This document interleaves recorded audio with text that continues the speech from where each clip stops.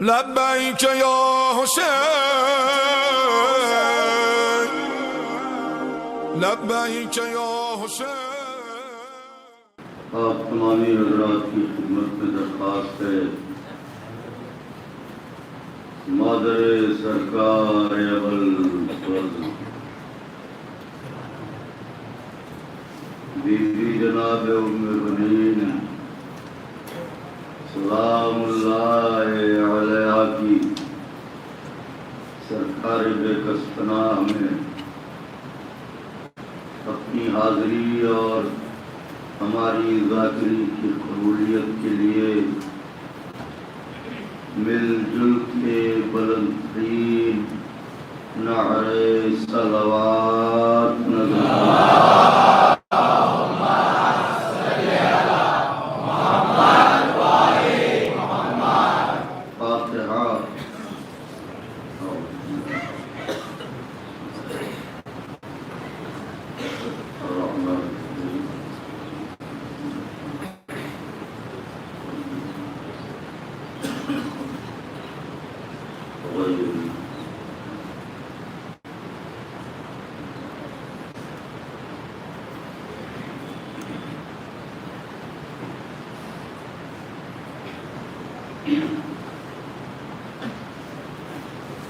لا حول ولا قوة إلا بالله العلي العظيم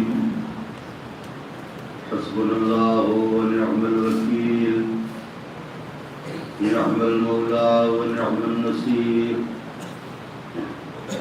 أعوذ بالله السميع العلي العظيم من الشيطان اللعين الرجيم بسم الله الرحمن الرحيم الحمد لله رب العالمين والصلاة والسلام على سيدنا ونبينا وشفيعنا ومولانا قاسم محمد اللهم صل على محمد وآل محمد وأهل بيته الطاهرين المعصومين المظلومين المنتخبين الذين أذهب الله هم الرجس وطهرهم تطهيرا اللهم صل على محمد وآل محمد ولعنة الله على أعدائهم وقتلهم وغاصبي حقوقهم ومنكر فضائلهم ومصائبهم وشجاعتهم وطهارتهم وسخاوتهم وجلالتهم وولايتهم وعظمتهم وعطشهم أجمعين من ليلنا هذه إلى قيام يوم الدين ما بعد قال رسول الله صلى الله عليه وآله وسلم بسم الله الرحمن الرحيم إني تارك فيكم ثقلين كتاب الله وعترتي أهل بيتي ما إن تمسكتم بهما لن تضلوا بعدي وإنهما لن يفترقا حتى يردا علي الحوض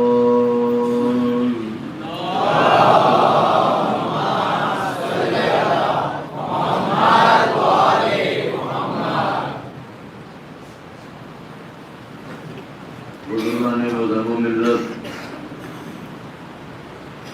برادران ایمانی، کرم ہے حضرات شہادہ معصومین علیہم الصلاۃ والسلام کا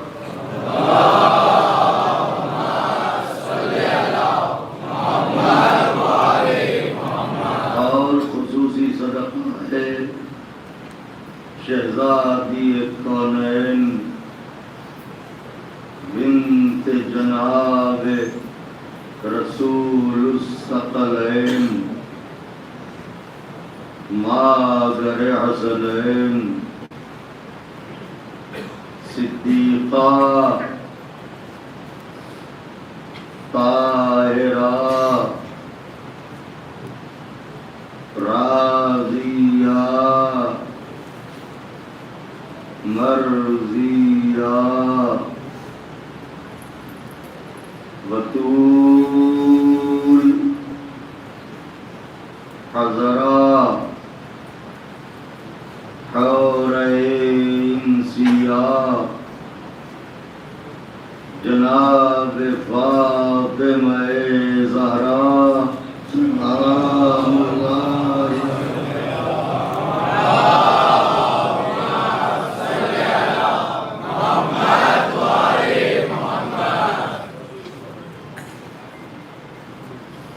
بی بی سلام اللہ علیہ کی نعلین پاک سے لپٹی ہوئی گرد کے ذروں کا تصدق ہے کہ کاتب تقدیر نے ہمارے وجود سے لے کے نمود تک، جسم سے لے کے جان تک، روح سے لے کے ایمان تک، ضمیر سے لے کے خمیر تک غدیر کھول دی۔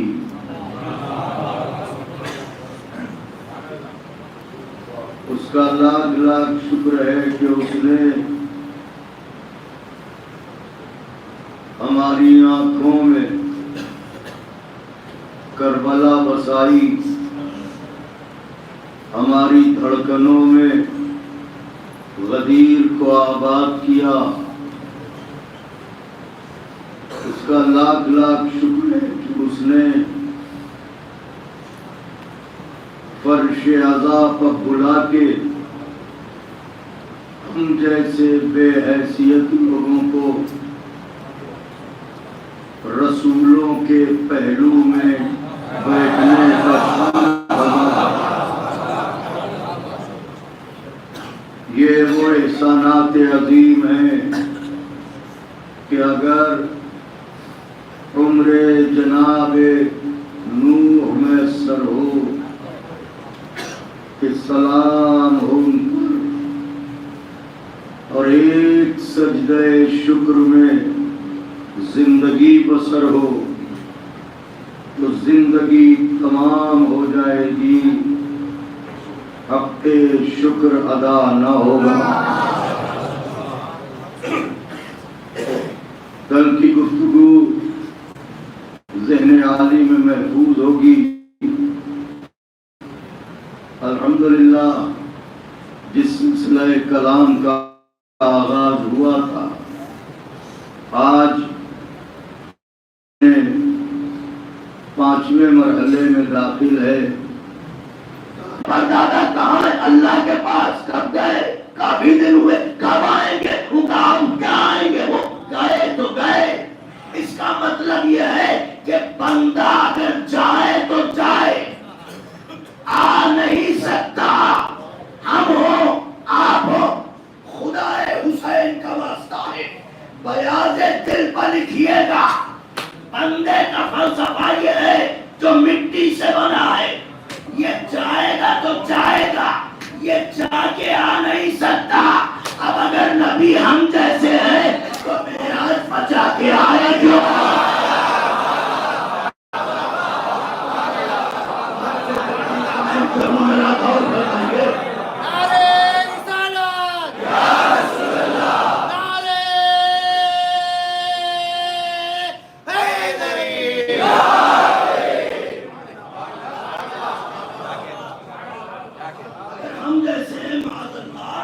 تو گئے تھے تو گئے، یہ جا کے واپس کیوں آئے؟ جا کے آنا بتاتا ہے کہ یہ ہم جیسے نہیں آئے، تو ہم جیسے نہیں ہیں تو کسی جیسے تو ہوں گے۔ اب دیکھ لینا جس کا لہجہ جا کے آیا ہو، جس کا لہجہ جا کے آیا ہو، وہ لہجہ کس کا تھا؟ وہ لہجہ کس کا تھا؟ علی مرتضیٰ کا لہجہ، علی مرتضیٰ کا لہجہ۔ اچھا تو اب جتنے بھی احکامات ہیں، جتنی بھی چیزیں ہیں، ان میں سے ایسی کوئی چیز نہیں ہے کہ جو بندے پر اللہ نے خود پہنچائی ہو یا بندے نے جا کے لی ہو۔ نماز میرا حبیب پہنچاؤ، روزہ پہنچاؤ، حج پہنچاؤ، زکات پہنچاؤ، یہ جتنے احکامات تھے ہم نے تیور دیکھے اس کے۔ بس مجھے آپ سے یہی ہمیں طے کرنا ہے کہ خبر عظیم ہے کیا، وہ نبع عظیم، وہ عظیم خبر ہے کیا جس کے لیے محشر میں روکا جا رہا ہے؟ رکو، کہاں رکو؟ جواب دو، کہاں رکو؟ انہم مسئولون، تمہیں جواب دینا ہے، جا کہاں رہے ہو؟ وہ خبر عظیم کون ہے؟ تو نماز کی خبر رسول لائے، روزے کی خبر رسول لائے۔ لہجے پر غور کیجئے، جب نماز کی خبر کا حکم آیا کہ نماز پہنچاؤ، بڑے پیار سے بات کی اللہ نے، روزے کے لیے بڑے پیار سے بات کی اللہ نے، حج کے لیے بڑے پیار سے بات کی اللہ نے، زکات کے لیے بڑے پیار سے بات کی اللہ نے، ہائے ہائے ہائے جہاد کے لیے بڑے پیار سے بات کی، ہر خبر پہنچانے کے لیے بڑے پیار سے بات کی، بڑی محبت سے بات کی، عشق کے لہجے میں بات کی۔ اس کا مطلب یہ ساری خبریں ایک جیسی ہیں، خبر ہیں مگر خبر عظیم نہیں ہے، مگر ایک ایسی خبر ہم نے دیکھی جس میں پیار کرنے والے کا لہجہ بدلا، اگر ایسا نہ کیا،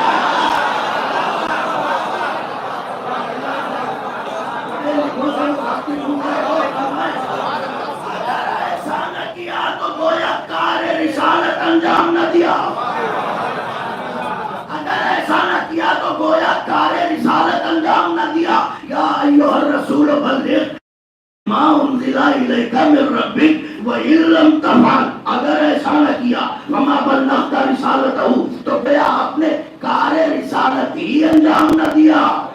اس کا مطلب اکیلی خبر ہے علی کی ولایت کی خبر، اس کے لیے اللہ نے بدل کے کہا نماز خبر ہے، روزہ خبر ہے، حج خبر ہے، زکات خبر ہے، مگر علی کی ولایت خبر عظیم ہے۔ علی کی ولایت خبر عظیم ہے۔ اللہ نے کہا اگر یہ نہ کیا، یہ نہ پہنچایا تو کچھ نہ پہنچایا۔ جملہ کہوں خبر میں اور خبر عظیم میں کیا فرق ہے؟ نمازیں اگر تھوڑی سی قضا بھی رہ جائیں تو وارث پڑھوا سکتا ہے،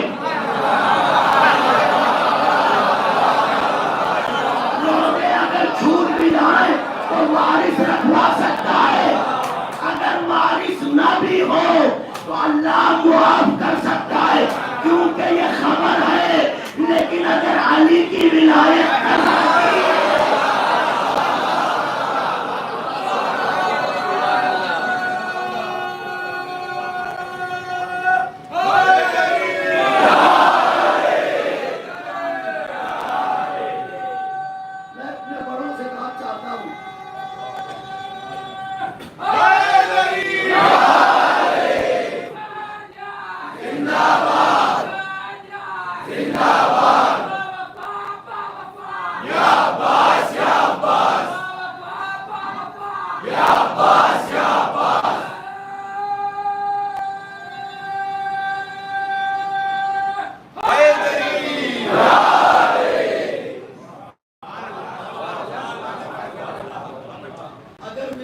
سے غفلت کی، علی سے غفلت کی تو نہ یہاں ٹھکانا ہے نہ وہاں ٹھکانا ہے۔ ایک جملہ کہہ رہا ہوں چونکہ اہل دل بیٹھے ہیں، اس لیے ضرور محسوس کریں گے. جملہ کہنے جا رہا ہوں اپنے وجود سے بڑا جملہ. مالک جنت محمد کو بنایا, جنت بانٹنے والا علی کو بنایا.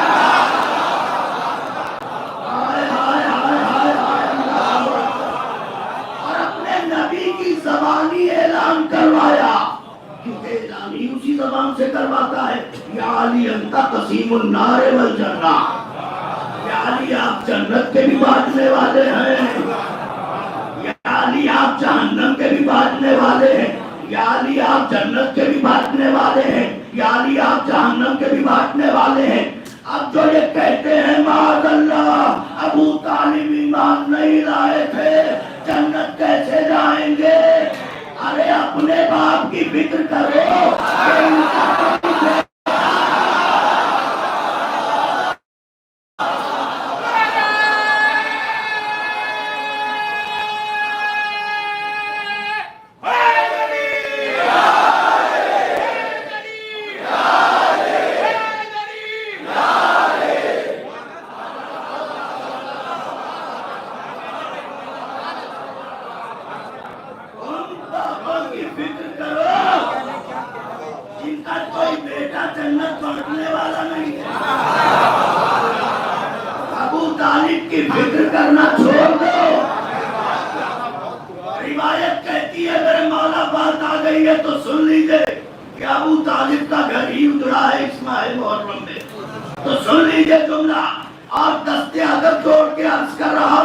بازوؤں کی مچھلیوں کو جلائیے, تکلفات کے دھاگوں سے نہ باندھیے.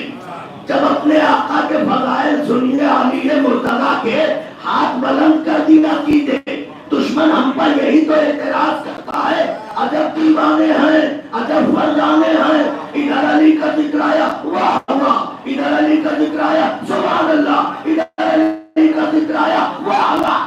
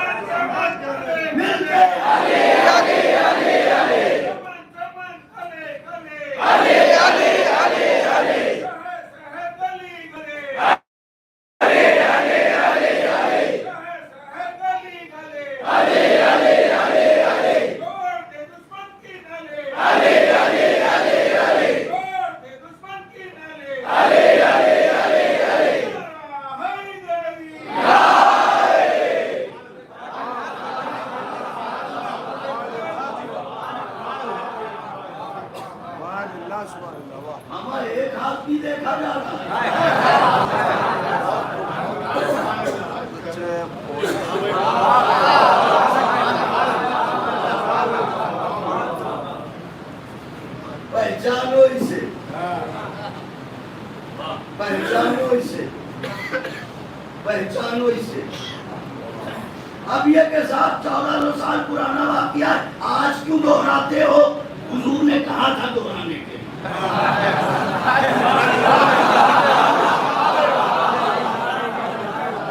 حضور نے کہا تھا جو حاضر ہے وہ غائب کو بتائے.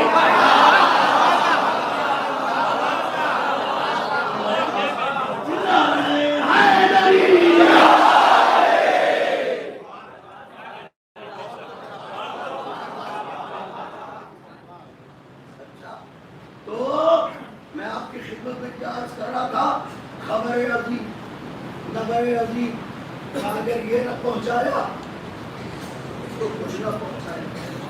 اس کا مطلب یہ ہے کہ علی کو چھوڑا بولا یہاں ٹھیکا نہ. اب سن لیجیے, جناب ابو طالب کی بات آئی تھی. میں جناب امیر علیہ السلام کی رضا کے لیے قربان جاؤں حضرت آپ پر, اور آپ ہی کا ذکر کرتے کرتے اس دنیا سے جاؤں, آپ کا حق بیان کرتے کرتے. مولا یہ دنیا ہمیں کیا دے دے گی, ہم سے کیا لے دے گی, بس آپ راضی ہو آقا, اور اپنے چاہنے والوں کو اپنے دروازے سے واپس کریں. سنیے گا تو بات کہہ رہا ہوں. ہمتیں دیکھیے, حیثیتیں دیکھیے. صاحب ذوالفقار سے سوال کر رہا ہے.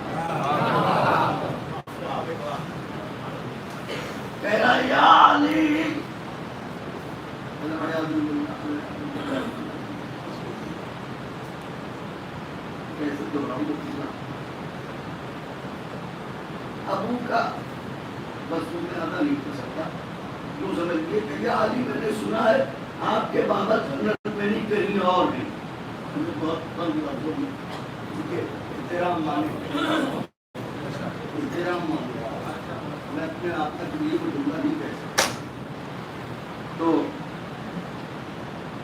روایت کے کلمے ہیں کہ واقعہ خیبر کے چہرے پر اس قدر آثار جلال نمودار ہوئے کہ چہرہ سرخ ہو گیا. قبضہ ذوالفقار پر ہاتھ رکھا اور آواز دی چپ ہو جا، اللہ تیرا منہ توڑے. خاموش ہو جا، اس کو خاموش ہو جا، اللہ تیرا منہ توڑے. تو کہتا ہے میرا بابا جنت میں نہیں جائے گا کیونکہ ایمان نہیں لایا تھا. قسم ہے اس خدا کی جس کے قبضہ قدرت میں علی کی جان ہے، میرا بابا ایمان کی اس منزل پائے کہ اگر روز محشر کھڑا ہو کے یہ کہتے کہ پروردگارا تمام اہل محشر کو بنا سوال و جواب کے جنت بھیج دے، اللہ جنت کو بھیجا.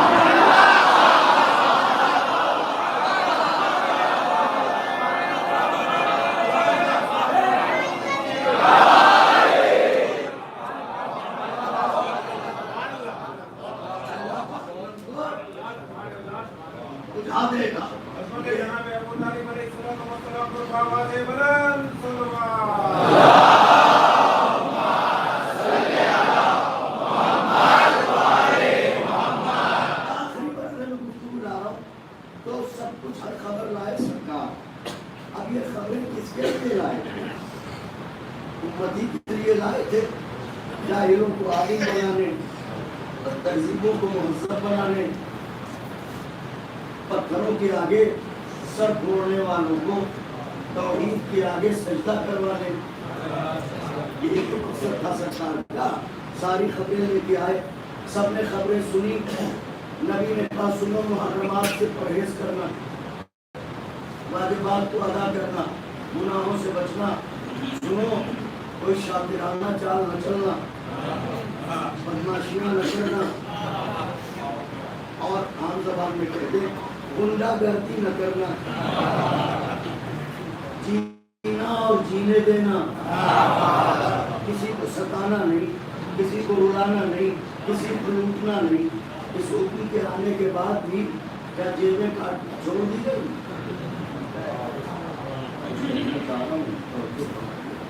کیا لوگوں نے معصیت چھوڑ دی؟ کیا گناہ چھوڑ دیے؟ کیا نہیں؟ حکم بھی آیا. اور نبی کے ہوتے ہوئے ایسے لوگ تھے سنگ دل، کفر پرست، نفاق تینت، اولاد اللہ کام ہے نفاق تینت، کہ جو ان باتوں سے باز نہیں آئے. تو اب ایک تو یہ ہے کہ کتاب میں پڑھ کے جسارت کرنا، اور ایک یہ ہے کہ نبی ہو اس سے سن کے جسارت کرنا. زمین آسمان کا توجہ چاہ رہا ہوں، آہستہ آہستہ پڑھ رہا ہوں تاکہ نتیجہ آپ تک پہنچ جائے. تو دونوں میں زمین آسمان کا فرق ہو گیا. نبی کہہ رہے ہیں نماز پڑھو، وہ نہیں پڑھ رہے ہیں. نبی کہہ رہے ہیں روزہ رکھو، وہ رمضان میں بیمار ہوئے جا رہے ہیں. نبی کہہ رہے ہیں حج پر جاؤ، وہ کہہ رہے ہیں ہمارے گھر میں کھانے کو نہیں ہے. تو اب آپ کیا کر لیجیے گا؟ وہ تیار ہی نہیں ہے کسی عمل کے لیے. تو یہ گناہ کر رہے ہیں نا. جب گناہ کر رہے ہیں ساتھ میں اسلام دشمنوں کا ساتھ بھی دے رہے ہیں چھپ چھپ کے، تو اب ایسی صورت میں عذاب تو آ جانا چاہیے. مگر ہم نے دیکھا ایک سے ایک شاطر ٹہلتا رہا. نہ مکے میں کسی کا عذاب آیا، نہ مدینے میں کسی کا عذاب آیا. کیا عہد پیغمبر میں مدینے میں کوئی گنہگار نہ تھا؟ کیا عہد پیغمبر میں مکے میں کوئی گنہگار نہ تھا؟ ارے ایسے گنہگار تھے، اوجھڑیاں پھینکتے تھے سرکار پر، پتھر برساتے تھے سرکار پر. سرکار کو ہجرت کرنا پڑی، تلواریں کھینچتے لوگ عذاب ہے. ایسے گنہگار عاصی خطاکار تھے مگر عذاب کسی پہ نہیں آ رہا ہے. ہوتا کیا ہے اگر گنہگار کا عذاب نہ آئے تو دیکھنے والوں کا ایمان لڑکھڑاتا ہے کہ بھئی یہ کیا بات ہے کہ یہ گناہوں کا گناہ کیے جا رہا ہے, اتنا شاکر ہے, اس کا عذاب نہیں آ رہا ہے. تو عذاب کیوں نہیں آ رہا ہے؟ یا تو یہ مان لیجئے کہ مدینے میں کوئی گنہگار نہیں, یا یہ مان لیجئے کہ مکے میں کوئی گنہگار نہیں, اور جب گنہگار ہیں تو پھر عذاب آتا کیوں نہیں؟ یہ فلسفہ کون سمجھائے, یہ مرحلہ کون بتائے؟ دیکھیے گا میری طرف خاص توجہ. بھائی جب گنہگار ہیں یا تو یہ مان لیا ہے نہیں, اور یہ ماننا عقلاً محال ہے, تو جب ہیں تو عذاب آتا کیوں نہیں؟ یہ مسئلہ بھی طے کیا قرآن نے. دیکھیے گا میری طرف, یہ مرحلہ بھی طے کیا قرآن نے. ابو لہب نے پیغمبر سے کہا کہ جو تم کہہ رہے ہو اگر وہ سچ ہے اور خدا سچا ہے, جس خدا کی تم بات کر رہے ہو, تو اپنے خدا سے کہو مجھ پر عذاب بھیجے. اپنے خدا سے کہو مجھ پر عذاب بھیجے. پیغمبر نے فریاد کی معبود میری تبلیغ پر یہ کہہ رہا ہے, یہ آواز قدرت آئی میرے حبیب یہ عذاب سے بچ تو نہ پائے گا, لیکن میں اس وقت عذاب نہیں بھیجوں گا. کیوں کا؟ اس لیے کہ تمہارا احترام پیش نظر ہے. سمجھ گئے آقا کے جانے والے, سلام ہو آپ کی سماعت کو. کیا عجیب انداز سے آپ محسوس کرتے ابھی عذاب نہیں بھیجوں گا. کیوں کا؟ اس لیے کہ چونکہ ابھی ان میں تم ہو. تو جہاں تم رہو گے تمہارے احترام میں عذاب نہیں بھیجوں گا. کیوں؟ اس لیے کہ تمہیں بنا کے بھیجا ہے رحمت للعالمین. تمہیں بنا کے بھیجا ہے رحمت للعالمین. اس لیے جب تک تم ہو میں عذاب نہیں بھیجوں گا. میری طرف دیکھیے گا, کا سلسلہ انشاءاللہ ہوتا رہے گا, ہماری آواز آپ تک پہنچے گی. تو کہا جب تک تم ان میں ہو عذاب نہیں بھیجوں گا. کیوں کہ تمہارا احترام, تم رحمت للعالمین ہو. اس کا مطلب عذاب کا نہ آنا لوگوں کے بے گناہ ہونے کی دلیل نہیں ہے, سرکار کے رحمت للعالمین ہونے کی دلیل ہے. خدا حسین کا واسطہ توجہ, تو جہاں سرکار ہوں گے عذاب, جہاں حضور ہوں گے عذاب. یہ فقط حضور کی بات نہیں ہے, احترام حرم بھی کوئی چیز ہے. جیسے کعبہ حرم ہے, حدود کعبہ حرم ہے, مکہ حرم ہے, حرم خدا. حرم کے احترام کا فلسفہ یہ ہے کہ جب طوفان نوح آنے لگا تو اللہ نے فرشتوں سے کہا کعبے کو دیواروں سمیت اٹھا لاؤ. کیوں کہا؟ اس لیے کہ تاکہ جن کی تقدیروں میں نے عذاب لکھ دیا ہے وہ دیوار کعبہ کے سائے میں پناہ نہ لے. اس کا مطلب کعبے کی دیوار کے سائے میں اتنا اثر ہے کہ گنہگار جب تک چھپا رہے گا اس وقت تک عذاب اس پر نہیں آئے گا. حرم کی بات ہے, یہ احترام ان کا نہیں ہے, یہ احترام ہے حرم کا کہ جب تک یہ یہاں رہیں گے اس وقت تک عذاب نہیں آئے گا. کوئی شخص کسی کے باپ کو قتل کر دے اور قتل کر کے جا کے کعبے میں کھڑا ہو جائے, شریعت کہتی ہے القتل بالقتل.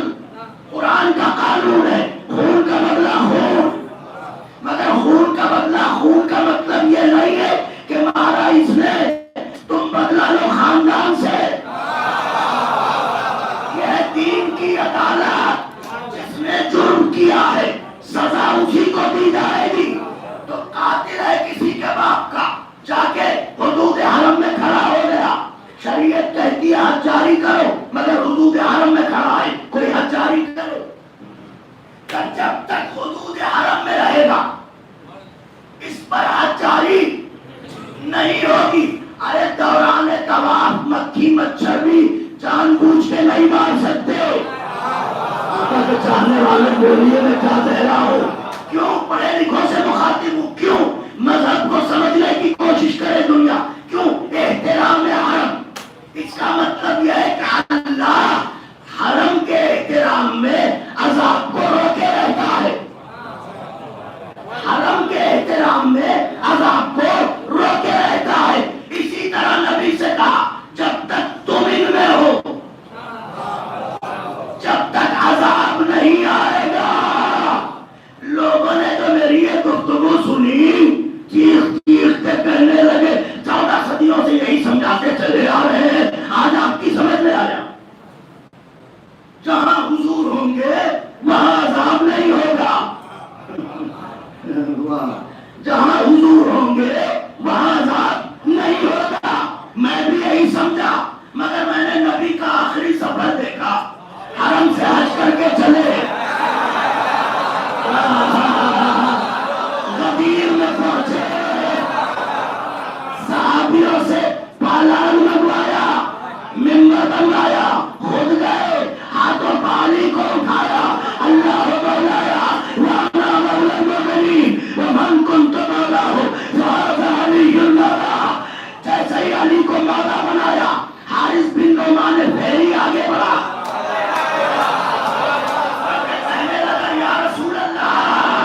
نماز کے لیے کام مانا, روزے کے لیے کام مانا, حج کے لیے کام مانا, زکات کے لیے کام مانا. اب یہ کیا اپنے بھائی کو ہم پر مسلط کرتے ہیں؟ تو اگر یہ اعلان آپ کی طرف سے ہے اللہ آپ سے سمجھے, اور اگر اس کی طرف سے ہے تو وہ عذاب بھیج دے,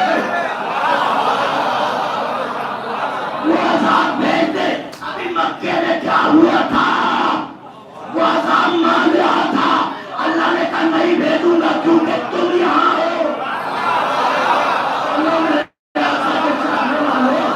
نہیں بھیجوں گا کیونکہ تم یہاں ہو. وہی نبی غدیر میں ہے, یہاں بھی عذاب مانگنے والا عذاب مانگ رہا ہے. میں سوچتا تھا حارث نے کیوں کہا کہ اگر اس کی طرف سے ہے تو عذاب بھیج دے. حارث کے ذہن میں وہ واقعہ تھا کہ جہاں نبی ہوں گے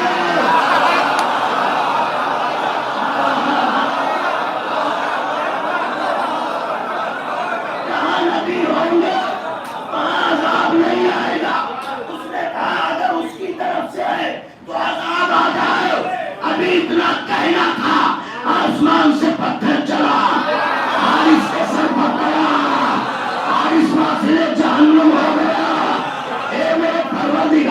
یہ کیسا قانون ہے؟ کبھی کہتا ہے جہاں نبی ہوں گے عذاب نہ آئے گا, اور نبی کے ہوتے ہوئے عذاب بھیج دیا. اللہ کہتا یہی تو سمجھانا چاہتا ہوں, علی کے دشمن کو نبی کا ہونا بھی بچا نہیں.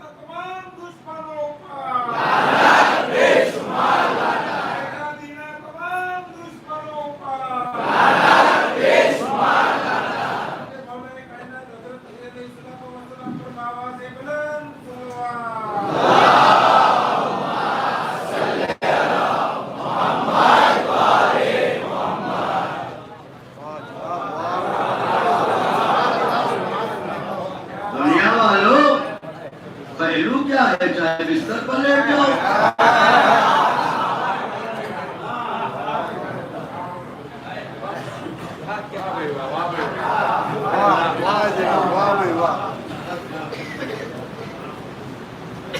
اگر علی سے بغض ہے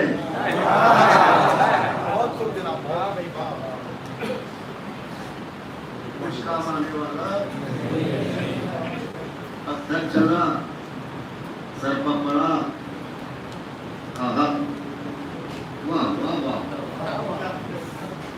میں جو بات کہنے جا رہا ہوں آپ سوچ رہے ہوں گے خود ہی پڑھ رہے خود ہی بابا کر رہے. پڑھ کس کے فضائل رہا ہوں. جو بات کہنے جا رہا ہوں میں کہوں گا تو سنیں گے آپ. مجھے معلوم ہے کیا کہنے جا رہا ہوں. تین کی بات کہنے جا رہا ہوں اس لیے کہہ رہا ہوں. واہ پتھر بھیج دیا. ایک دشمن اور دیکھا تھا ہم نے وہ تو ڈائریکٹ اس کا دشمن. حارث تو پھر علی کا دشمن اس کے بندے کا دشمن. ایک دشمن ہم نے دیکھا تو ڈائریکٹ اس کا دشمن تھا. کون؟ ابرہا. کعبے کو ڈھانے آیا تو ڈائریکٹ اس کا دشمن تھا. مگر ہم نے دیکھا جب ابرہا کو اس نے قاسم معقول بنایا بطور قرآن جب آیا وہ بھوسا تو اس نے ابابیل کو بلایا. پرندوں میں بڑے پرندے بھی ہوتے ہیں. پرندوں میں بڑے پرندے ہوتے ہیں مگر یہ اتنی سی ہوتی ہے ابابیل. کتنی سی؟ اتنی سی. اس ابابیل کو اللہ نے حکم دیا کہ جاؤ اور سنو ہر ابابیل 3 کنکریاں لے.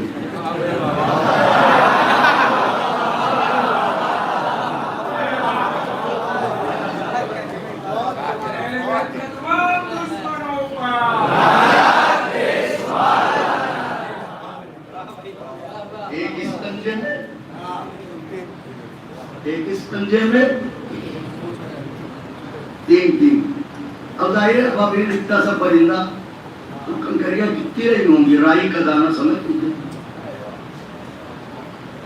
ابابیلوں کو دیکھ کے ظاہر ہے کہ اس سے مذاق اڑانا چاہیے. اللہ نے یہ بتا دیا کہ جسے ہم منتخب کریں اس کا قد و قامت دیکھ کے کبھی مذاق نہ اڑانا.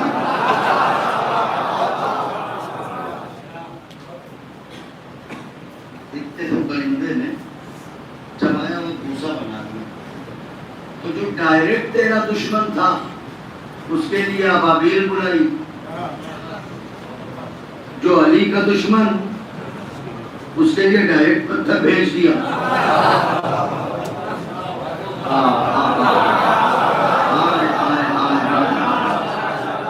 جملہ سنیے گا بس لفظیں ہوتی ہیں آقا کے چاہنے والوں جو بڑے بڑے مسئلے حل کرتی ہیں. معبود اپنے دشمن کے لیے پرندوں کا سہارا. علی کے دشمن کے لیے کوئی سہارا نہیں. اللہ کہے گا یہی بتانا چاہتا ہوں اپنے دشمن کو عذاب دلواتا ہوں علی کے دشمن کو عذاب دیتا ہوں.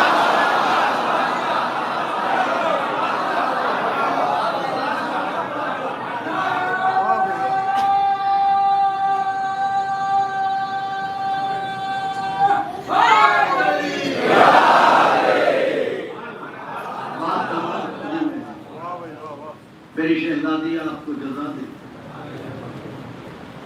آپ کی مرادیں پوری ہوں. آپ کی جھولیاں بھر جائیں. خدا کوئی غم نہ دے سوائے غم مظلوم کربلا کی. والو یہ علی مرتضیٰ کی عداوت تھی جس نے معرکہ کربلا تیار کیا. مگر حسین اسے کہتے ہیں جو دشمن کی زبان سے اقرار لے لے. یہی تو کہا تھا مجھے کیوں قتل کرتے ہو. میں نے حلال محمد کو حرام کیا. میں نے حرام محمد کو حلال کیا، کیوں مارتے ہو؟ آواز آئی بغضن لے ابھی، ہم تمہیں تمہارے باپ کی دشمنی میں مار رہے ہیں۔ یہ غدیر کا بدلہ تھا، غدیر سے عداوت تھی جو کربلا میں نکالی جا رہی تھی۔ لیکن عجب بات ہے، پڑھیے تاریخ اور تجزیہ کیجئے تو آپ کو یہ ملے گا کہ جس طرح ان کے دشمن شدید پائے گئے، اسی طرح چند ہی صحیح مگر ان کے دوستوں کا بھی کوئی جواب نہیں ہے۔ آقا کے چاہنے والے سمجھ گئے ہوں گے کہ میں نے دوست اور دشمن کیوں کہا۔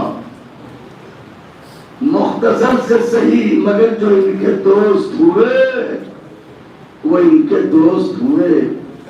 اچھا، خود کو دوست کہنا اور ہے مگر وہ کسی کو دوست کہہ دے۔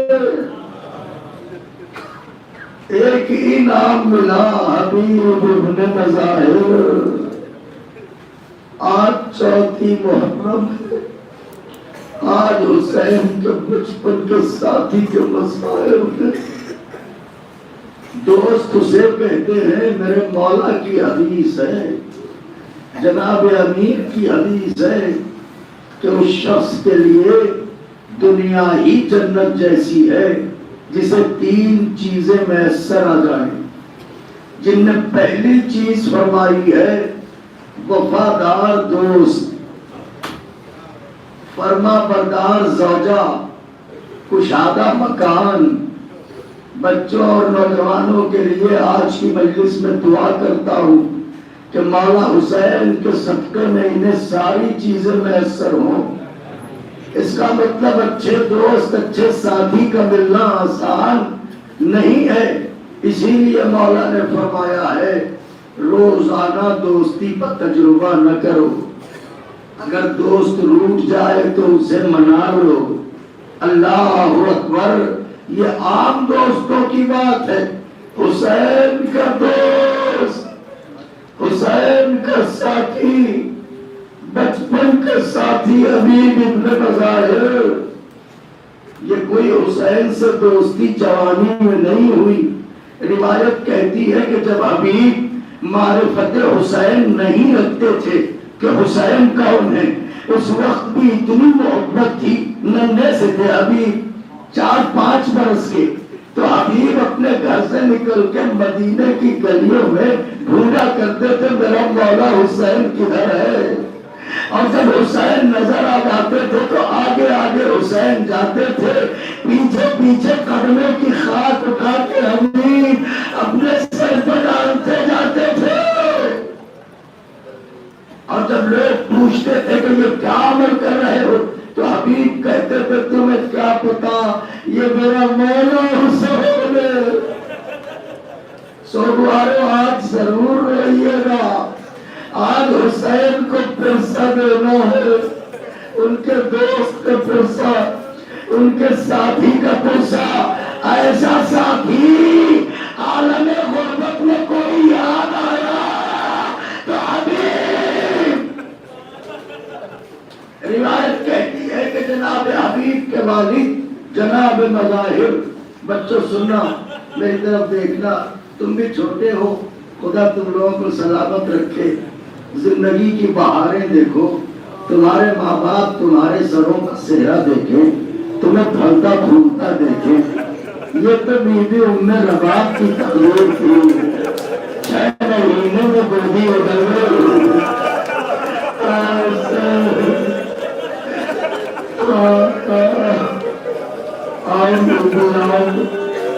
یہ پلک ہے بیبیا اور میری شہزادی، یا صلی اللہ علیہ عبداللہ، صلی اللہ علیہ عبداللہ، صلی اللہ علیہ عبداللہ۔ جناب مظاہر نے ایک بکری خریدی، بکری سمجھ گئے بچوں، ہوتی ہے بکری، خریدی تو جناب مذاہب کے دل میں یہ تمنا پیدا ہوئی کہ ہم رسول خدا کی دعوت کریں. یا رسول اللہ، میں چاہتا ہوں آج شب میں میرے گھر کھانا تناول فرمائیں. پیغمبر نے دعوت قبول کر لی. جب بکری کا ذبیحہ ہونے لگا، حبیب بڑے چھوٹے سے ہیں، طرف سے پوچھا بابا خیر تو ہے، کوئی آ رہا ہے؟ ہاں بیٹا، آج میں نے اسے مہمان بنایا ہے جسے میں دوست رکھتا ہوں. کہ کس کو؟ کہ رسول خدا کو. حبیب تڑپ گئے، جیسے بچے ہوتے ہیں روٹ جاتے ہیں. مظاہر نے حبیب کو سینے سے لگایا، بولے لال خوش نہیں ہوئے؟ تم روٹے کیوں؟ کہا میں اس بات پہ روٹا ہوں، اپنے دوست کو بلا لیا، میرے دوست کو بھول گئے. کہ تمہارا دوست کون؟ کہ اسی نبی کا نواسا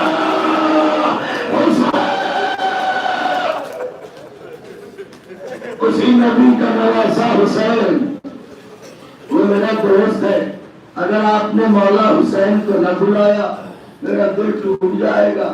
مظاہر نے حبیب کو ساتھ لیا، خوش خوش گئے رسول اللہ کی خدمت میں.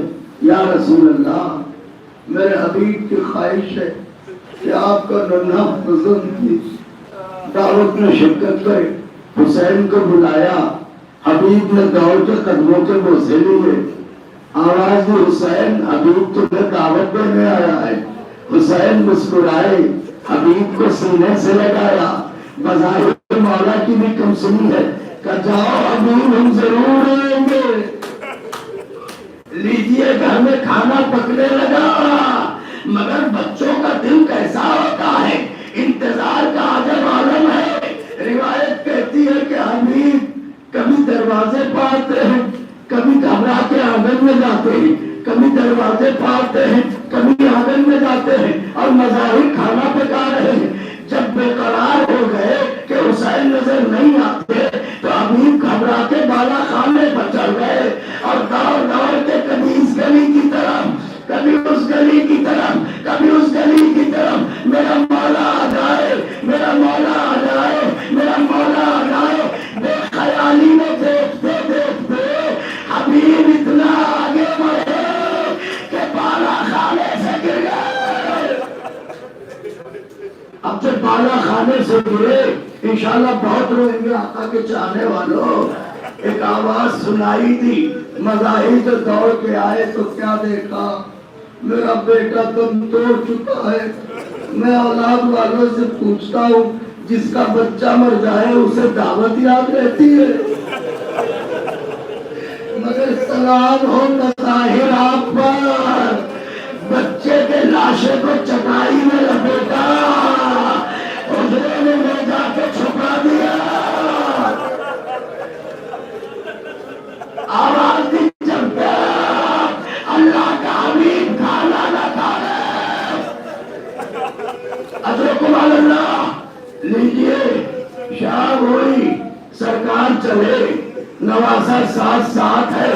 مظاہر دروازے پر آئے، پیغمبر اسلام کے ہاتھوں پہ بوسے دیے، مگر حسین کی نگاہیں ڈھونڈ رہی ہے. حسین کی نگاہیں ڈھونڈ رہی ہے. حبیب دسترخوان پر، مظاہر دسترخوان پر آئے، تشریف رکھے. یا رسول اللہ بیٹھیے آقا صاحبے. نبی بیٹھ گئے، نبی کے پہلو میں حبیب بیٹھ گئے. بسم اللہ کھانا کھائیے. نبی نے کہا حسین بسم اللہ کرو. حسین نے سر جھکا کے کہا نانا آپ کھائے میں نہ کھائیں گے. کہ کیوں میرے لال؟ کہ جس نے آپ کو دعوت دی ہے وہ موجود ہے، جس نے مجھے بلایا وہ نظر نہیں آتا. مظاہر کلیجے کو تھامے ہوئے کہہ رہے شہزادے کھانا کھاؤ، ابھی آ جائے گا. ابھی نہیں نہیں، جب تک حبیب نہ آئے گا میں کھانا نہ کھاؤں گا. اب باپ سے نہ رہا گیا، حبیب کی چیخ نکل گئی. کیا ہوا مظاہر؟ کہ یا رسول اللہ حبیب کو کہاں سے لاؤ؟ انتظار حسین میں بالا خانے سے گر گئے. آئے خوب روئے، خوب پڑھتے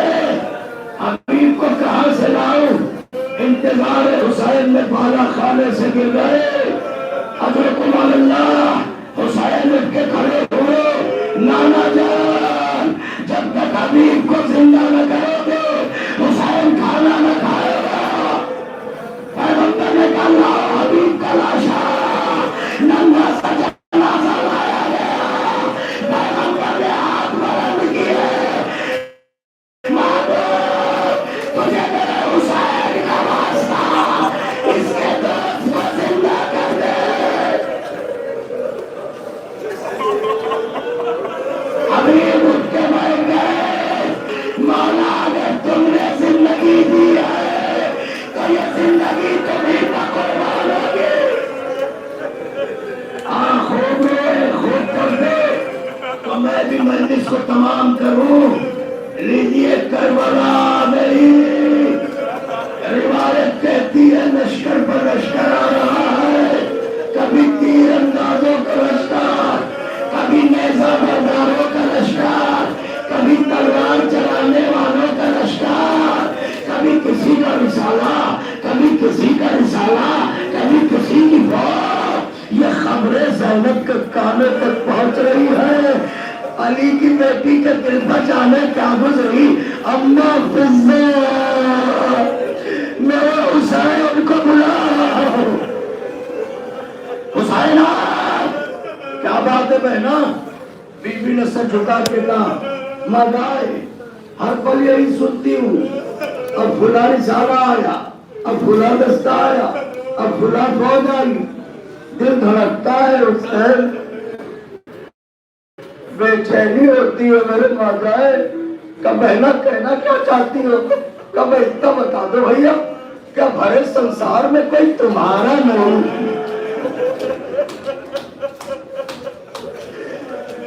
جسے تم بھی بلا لو. حسین خاک پر سر جھکا کے بیٹھ گئے. کچھ دیر تک سوچتے رہے. اس کے بعد کا بہنا ہے میرا بھی ایک چاہنے والا ہے, میں اسے خط لکھتا ہوں. حسین نے خط لکھنا شروع کیا. الى رجل فقیر حبیب ابن مظاہر الاسدی من الحسین الغریب المظلوم. چلا کے رو سکوارا. الى رجل فقیر حبیب ابن مظاہر الاسدی من الحسین الغریب المظلوم. یہ خط حبیب ابن مظاہر کے نام حسین غریب, حسین آوارہ وطن کی طرف سے. اے حبیب مجھے مہمان بلایا, مجھے گھیر لیا, مجھے مارنا چاہتے ہیں. میں دشت بلا میں ہوں, میں عالم غربت میں ہوں, عالم مسافرت میں ہوں, میرا کوئی نہیں ہے. اے میرے دوست آ جاؤ, اے میرے حبیب آ جاؤ, اے میرے حبیب آ جاؤ. حبیب انتا تعارف و قرابتنا من رسول اللہ. حبیب تم تو جانتے ہو رسول اللہ سے میری کیا قرابت ہے. یہ لکھ کے سلام تھا حبیب نے امامت تھا وہ فاطمہ سے مارے. حبیب علی کی بیٹیا ہمیں سلام کرنا.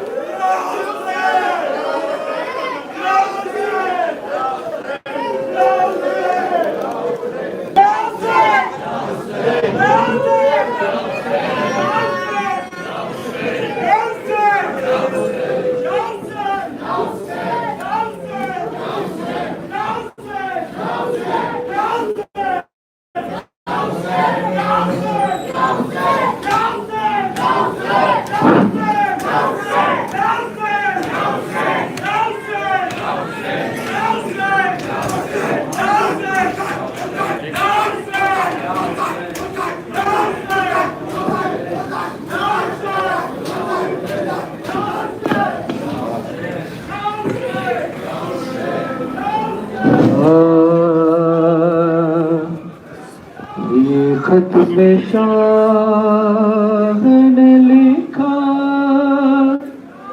حبیب آ جاؤ. یہ خط میں شاہ نے لکھا حبیب آ جاؤ. تمہارا دوست تنگا, تمہارا دوست تنگا, حبیب آ جاؤ. شاہ نے لکھا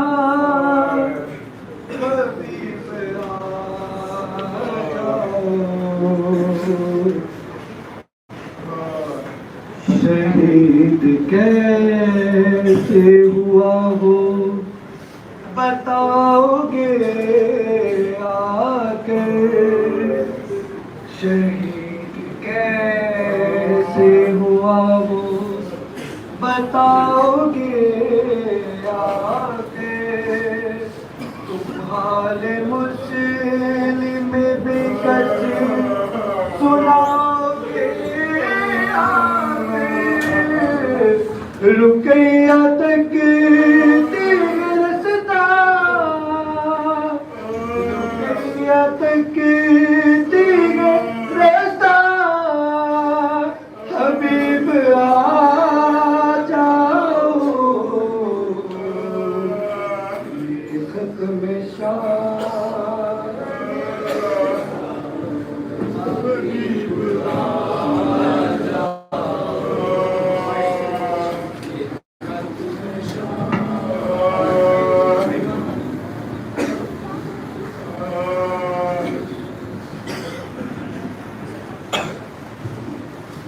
سب اجڑ جائے گا راکا مکان سر کے بعد سب اجڑ جائے گا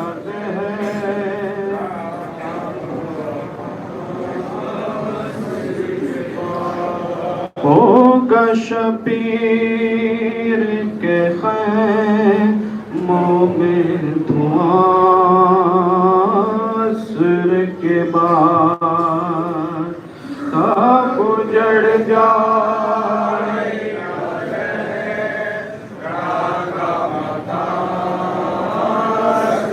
کے بعد سب اجڑ جائے گا عصر کے بعد سب اجڑ جائے گا صحرا کا میدان عصر کے بعد ہوگا شبیر کے خیموں میں دھواں عصر کے بعد سب اجڑ جائے گا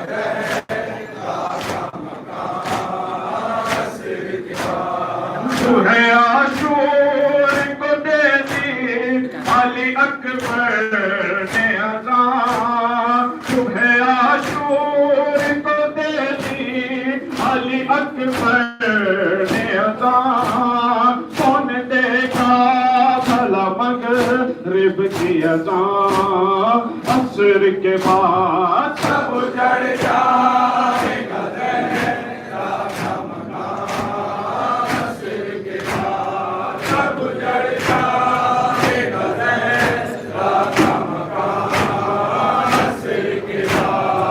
سکینہ تیرے کانوں سے لہو ٹپکے گا سکینہ تیرے کانوں سے لہو ٹپکے گا ان کے چہرے پہ تماچوں کے نشان عصر کے بعد سب اجڑ جائے گا صحرا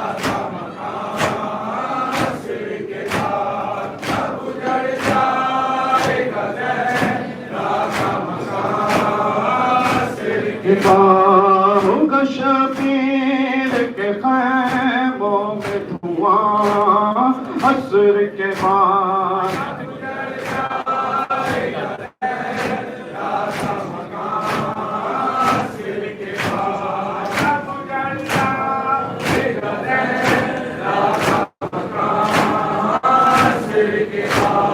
کون معصوم سکینہ سے ترس پائے گا کون معصوم سکینہ سے ترس پائے گا کون سمجھے گا یتیموں کی فغان عصر کے بعد سب اجڑ جائے گا صحرا کا مکان عصر کے بعد سب اجڑ جائے گا صحرا کا مکان عصر کے بعد ہوگا شبیر کے خیر منہ میں دھواں عصر کے بعد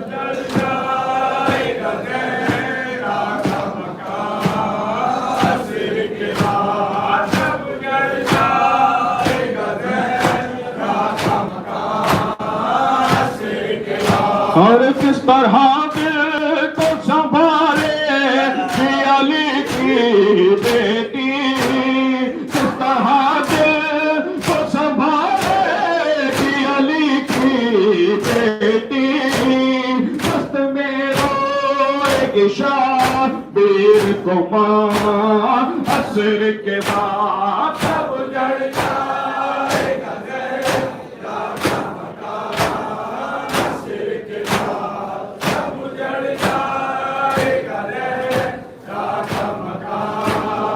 عصر کے بعد ہوگا شبیر کے خیموں میں دھواں عصر کے بعد سب جڑ جائے گا تیرا مکان عصر کے بعد سب جڑ جائے گا تیرا مکان عصر کے بعد اور کم سے کم ہے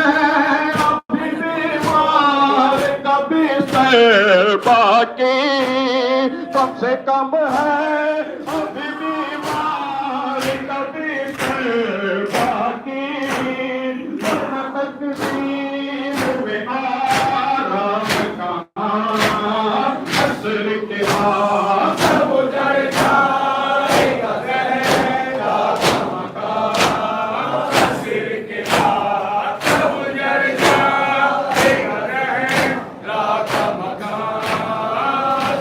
تیرا ہوگا شبیر کے خیموں میں دھواں عصر کے بعد سب جڑ جائے گا تیرا مکان عصر کے بعد سب جڑ جائے گا تیرا مکان عصر کے بعد ہر شبیر کسی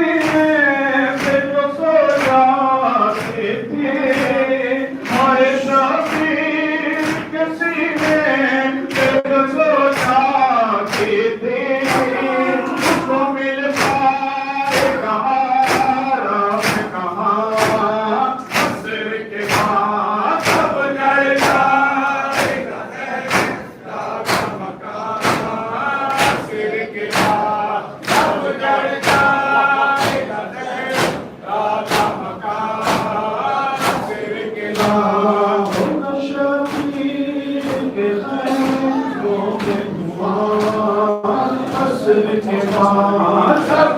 جائے گا تیرا مکان عصر کے بعد سب جڑ جائے گا تیرا مکان عصر کے بعد شبیر کی پامال کریں گے آدھا شبیر کی پامال کریں گے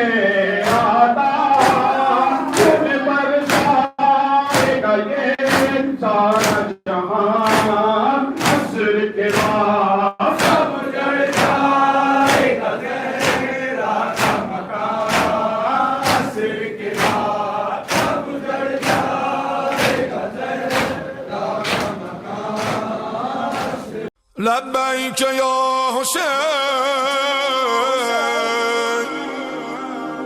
لبیک یا حسین